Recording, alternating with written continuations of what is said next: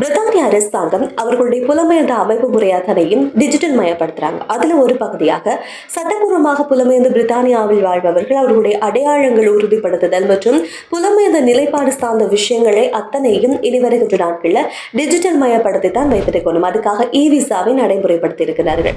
இந்த e visa மூலமாகத்தான் இனி வருகின்ற நாட்கள்ல புலம்பெயர்ந்து அங்கு வாழ்கின்றவர்கள் அவர்களுக்கு ஒரு வீட்டை வாடகைக்கு பெற்றுக் கொள்வதாக இருக்கட்டும், இல்லாவிட்டால் படிப்பு, போக்குவரத்து, வேலையை பெற்றுக் கொள்கின்ற எல்லா விஷயங்களுக்கும் இனி இ விசாவை தான் பயன்படுத்தப்படும்.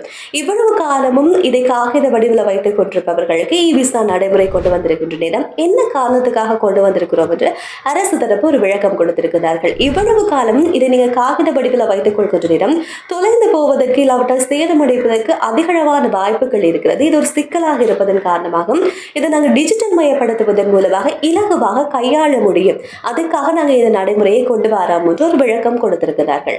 எப்படி இருந்தாலும் இந்த இ விசா நடைமுறை கொண்டு வருகின்ற தருணத்தில் இந்த நடைமுறையில சில கவலை அளிக்கக்கூடிய விஷயங்கள் இருப்பதாக ஆய்வுகள்ல சொல்லப்படுகின்றது. ஏனென்றால் இந்த இ விசாவை நடைமுறைப்படுத்துகின்ற நேரம் அதை பயன்படுத்தி தரவுகளை சரிபார்க்கக்கூடிய பல அதிகாரிகளுக்கு அது பற்றின தெளிவு இல்லாமல் இருப்பது.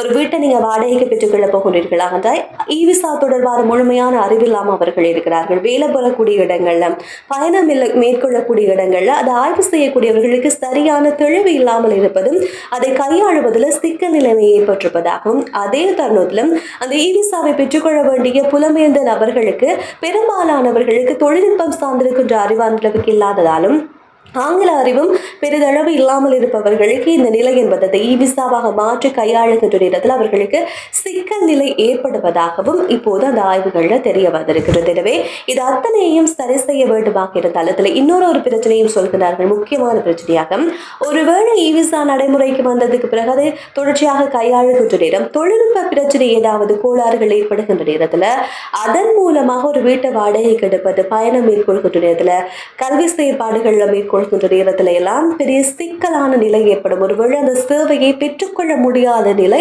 அந்த பயனர்களுக்கு ஏற்படுறதுக்கு வாய்ப்பு இருப்பதாகவும் சொல்லப்படுகிறது. எனவே இது அத்தனை பிரச்சனைகள்ல இருந்தும் பாதுகாக்க வேண்டும், இல்லாவற்றில் இந்த நடைமுறையை சரியாக கொண்டு வர வேண்டுமாக இருந்தால் இது பற்றிய இ விசா தொடர்பான சகல தெளிவும் அதை பயன்படுத்துகின்ற மக்களுக்கும் அதை கையாளுகின்ற அதிகாரிகளுக்கு எல்லோருக்கும் இ விசா தொடர்பான சரியான அறிவு என்பது இருக்க வேண்டும் அப்படின்ற விடயம் இப்போது சொல்லப்பட்டிருக்கிறது.